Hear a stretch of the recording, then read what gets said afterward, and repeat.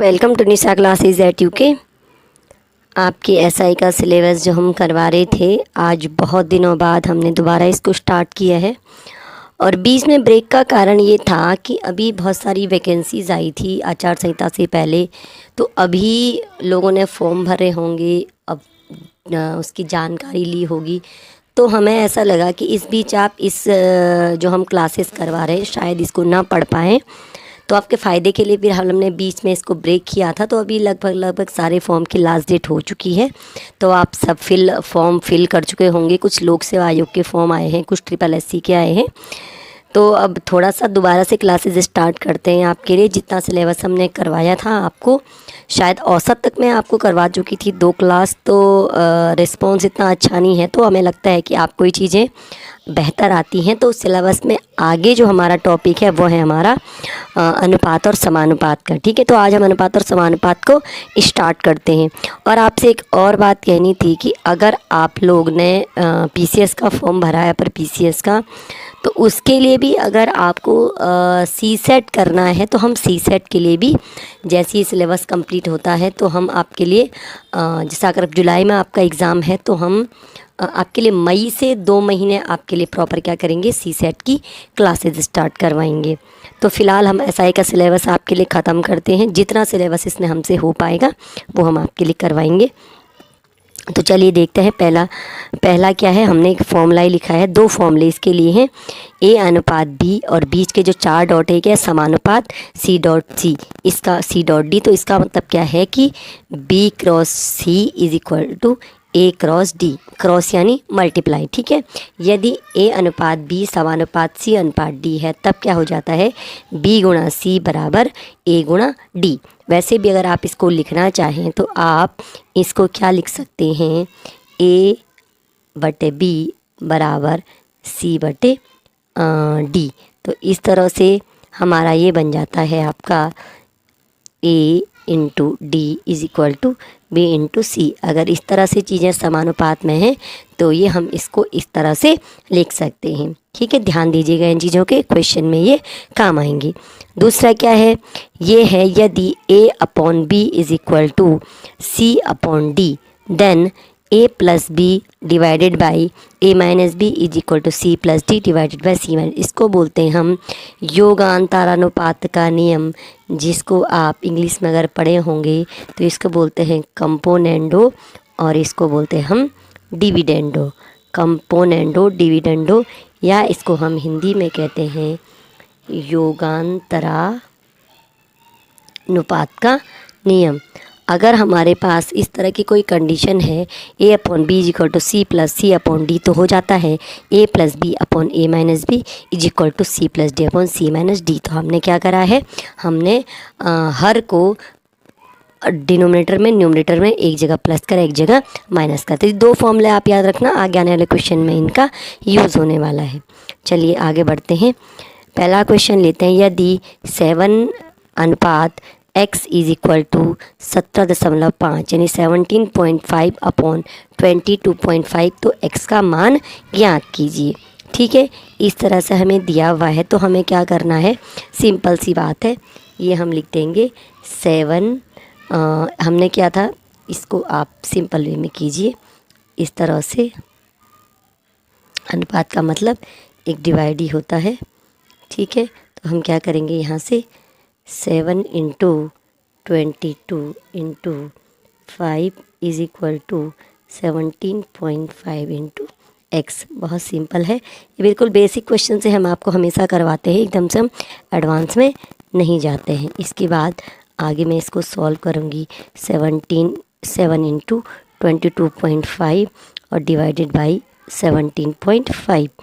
Point के बाद एक नंबर यहाँ भी है, पॉइंट के बाद एक नंबर, पॉइंट कैंसिल हो जाएंगे। अब इसको 25 से डिवाइड करते हैं, 25 सत्ते ये और 25 9 तो 7 से 7 कैंसिल, तो मेरा यहाँ x बराबर कितना आ गया, आपका 9 आ गया। ये मेरी x की वैल्यू होगी। कुछ नहीं किया है हमने, इसमें डिवाइड किया है। रेशियो का मतलब क्या होता है, अपॉन होता है, और क्रॉस मल्टीप्लाई का नियम लगाया, तो यहाँ से हमने x का मान निकाला। ये तो बिल्कुल बेसिक क्वेश्चन था, आपको बेसिक समझ बढ़ाने के लिए पहले बेसिक क्वेश्चन करने ज़रूरी होते हैं। कई ऐसे होते हैं ना, स्टार्टिंग से कर रहे होते हैं, बेसिक से कर रहे होते हैं, तो हम एकदम एडवांस पे नहीं जा सकते।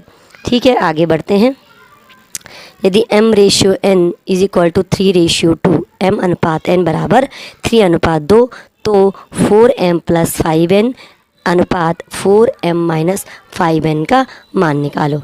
सिंपल सी बात है, अनुपात निकालना तो पहले हम क्या निकाल लें, 4m निकाल लें, और 4m + 5n और 4m - 5n हमने निकालना है इसमें। ठीक है, तो हम क्या कर लेंगे इसको, सबसे पहले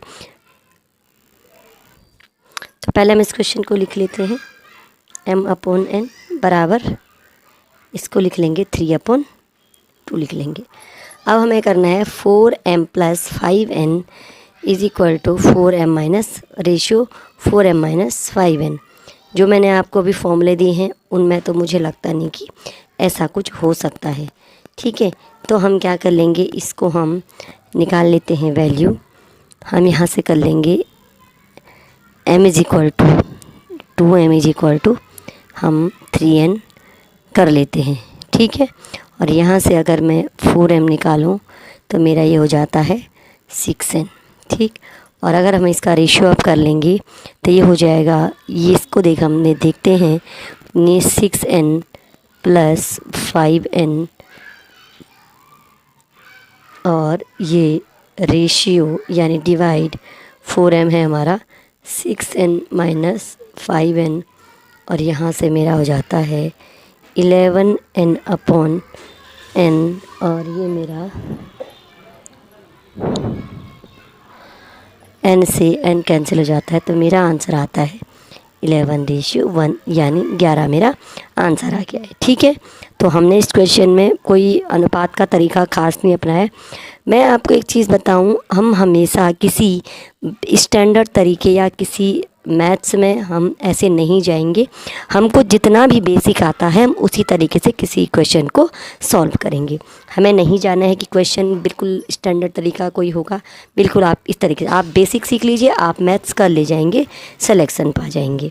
ठीक है, नेक्स्ट क्वेश्चन देख लेते हैं। संख्या 455 को 4/3 में विभाजित कीजिए। अब यहाँ पे है विभाजन, ये रेशियो दिया हुआ है इस संख्या का। माना इसका एक पार्ट मैं लेती हूँ 4x और दूसरा पार्ट मैं लेती हूँ इसका 3x। ठीक है, ये दो पार्ट हो गए। अब संख्या 455 है, यानी दो पार्ट अगर इस संख्या के हैं, एक पार्ट उसका 4x है, दूसरा 3x है, तो इनको जोड़ करके हमें मिलती है संख्या 455। ठीक है ना, किसी भी चीज़ का अगर दो पार्ट है हमारे पास, दो पार्ट यानी उनको जोड़ के वो चीज़ बनेगी।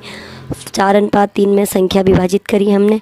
ठीक है, तो एक पार्ट इसका 4x हो जाएगा, दूसरा उसका 3x हो जाएगा, और दोनों पार्ट का क्या है जो जोड़ करके वो हमें वो संख्या मिलेगी। तो 7x इज इक्वल टू मेरा हो जाता है 455, और यहाँ से x इज इक्वल टू हो जाएगा 455/7। तो ये मेरी x की वैल्यू आ जाती है और 65।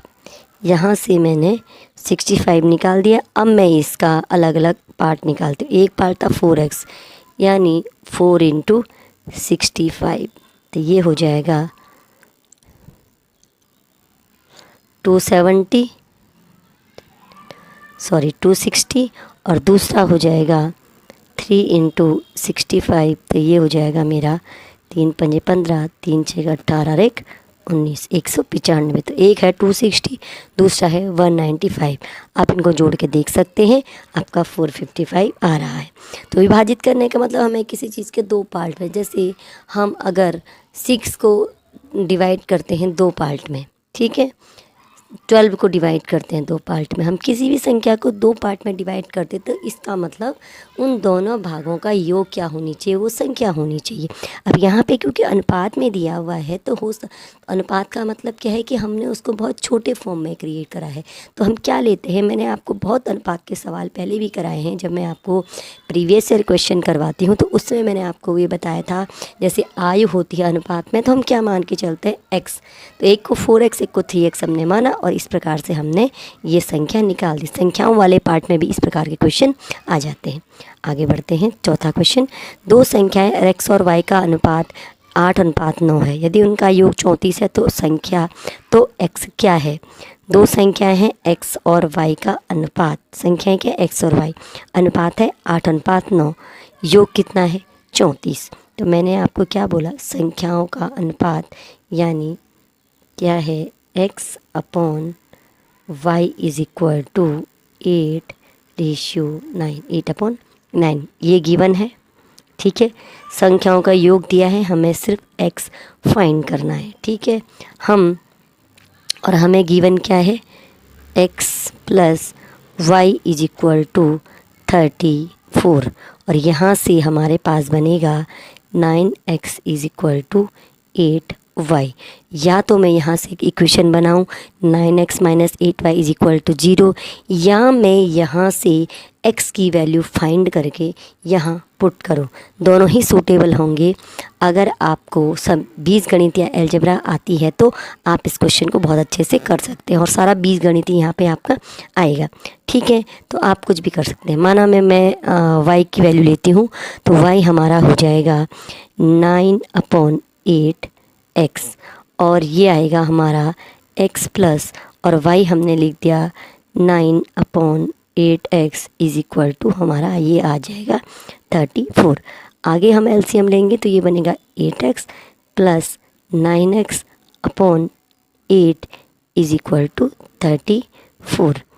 आगे मैं इस क्वेश्चन को सॉल्व करती हूँ तो ये मेरा बन जाता है 17x is equal to 34 into 8 और यहाँ से x इज इक्वल टू हो जाएगा 34 17 और ये 17 दूनी 34 और यहाँ पे मेरा x इज इक्वल टू आ गया 8 दूनी 16, यानी x की वैल्यू आ गई है 16। ठीक है, x की वैल्यू क्या आ गई है? 16। यहाँ से आप अगर y की वैल्यू फाइंड करेंगे तो आपको अनुपात 8:9 मिलेगा। ठीक है, y की क्या हो जाएगी? अगर मैं x 16 रखती हूँ तो मेरा क्या आता है? 18 आता है। ठीक है, और 16/18 अगर मैं करती हूँ तो आपका 8:9 आता है, यानी क्वेश्चन बिल्कुल सही है। तो हमने बिल्कुल बेसिक मैथ्स का यूज़ किया है, कोई फॉर्मूला इस्तेमाल हमने नहीं किया है। सिंपल बेसिक मैथ्स लगाई, दो संख्याओं का अनुपात दिया था। यहाँ एक क्वेश्चन हमारी ये बनी, एक ये बनी, तो हमने यहाँ से इसको इस तरह से वैल्यू पुट करके x की वैल्यू फाइंड कर ली है। ठीक है, बहुत बेसिक मैथड से नहीं, अलजेब्रा के हिसाब से हमें क्वेश्चन सॉल्व कर रहे हैं। ये क्वेश्चन एग्ज़ाम में पूछे गए हैं, कोई बैंक पीयू में, कोई एसएससी में, तो वही क्वेश्चन हमने आपके लिए उठाए हैं जो एग्ज़ाम में पूछे जाते हैं। क्वेश्चन है एक व्यक्ति की आय का अनुपात। तो माना हमने उसकी मासिक आय ले ली x, ठीक है, और मासिक व्यय ले लिया उसका y। यहाँ पे सालाना दिया गया तो सालाना आय हो गई 12x वार्षिक आय और वार्षिक उसकी जो बचत है वो हो गई 12y। बचत है 9,000 रुपये, यानी आय माइनस व्यय इज इक्वल टू बचत। ये हो गया एक पार्ट। दूसरा क्या है? अनुपात, यानी 12x या 12y या x अपॉन y है इसका 11/10। और यहाँ भी हम वही तरीका करेंगे, हम x रखें चाहे y रखें, i निकालनी है ना, हमें x निकालना है, तो हम यहाँ से y को एलिमिनेट करेंगे तो y is equal to, sorry आपको थोड़ा सा और इजी कर देते हैं क्वेश्चन, ठीक है, ताकि जिनको नहीं आता वो भी कर पाए।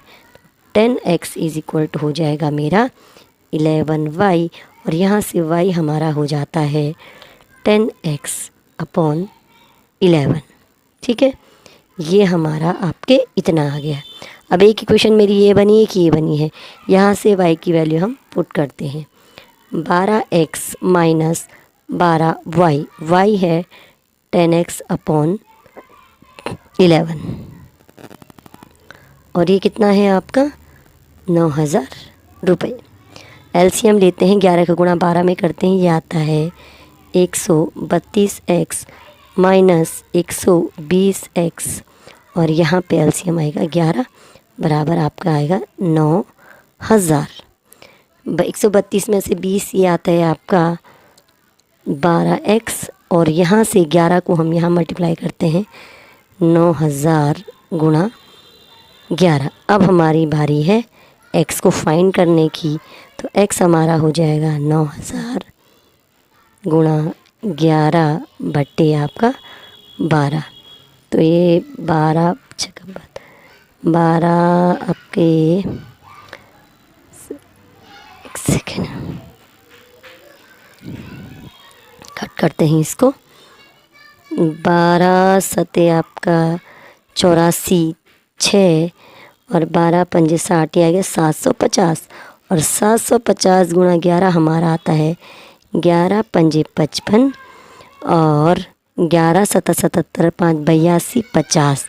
तो उसकी इनकम कितनी है मासिक? 8,250 रुपये। मासिक आय ली थी ना हमने एक्स, तो उसकी मासिक आय कितनी है? 8,250 रुपये। तो इसमें आप देखिए अनुपात का तो कहीं इस्तेमाल हुआ ही नहीं है, चैप्टर अनुपात है। बाकी बेसिक जो आपकी समझ है, बेसिक अलजेब्रा है, वही आपका काम आया है। अगर आपको हमारे साथ CSET करना है तो आप जुड़े रहिए हमारे साथ। आपका सिलेबस हमने पूरी कराने की गारंटी ली है। तो आपके SI के एग्ज़ाम से पहले आपका मैथ्स का सिलेबस कंप्लीट होगा और इसके बाद हम आपके लिए CSET की क्लासेस स्टार्ट करेंगे मई में। तो वीडियो को अगर अच्छा लगे तो लाइक ज़रूर कीजिएगा और कंटिन्यू हमारे साथ बनने के लिए नेक्स्ट वीडियो का वेट कीजिएगा।